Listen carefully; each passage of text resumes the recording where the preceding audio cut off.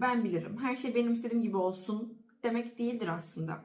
Olayı bu şekilde adlandırdığımızda, bu şekilde yorumladığımızda bu karşı taraf için, yani ebeveynler ve öğretmenler için hoşgörü duyulası bir şey olmaktan çıkabiliyor. Yeter, her şey senin istediğin gibi olamaz. Dünyayı sen yönetemezsin. Dünya senin etrafında yürümüyor. Sen en küçük çocuk musun bakalım? Nereden geliyor bu şımarıklık? Diyesi geliyor insanın. Ama nasıl yorumlayacağız egosantrizmi? Egosantrizm ne demektir dediğimizde ne canlanması gerek aklımızda? Şu cümle canlanması gerek. 2-4 yaş arasındaki bir çocuğun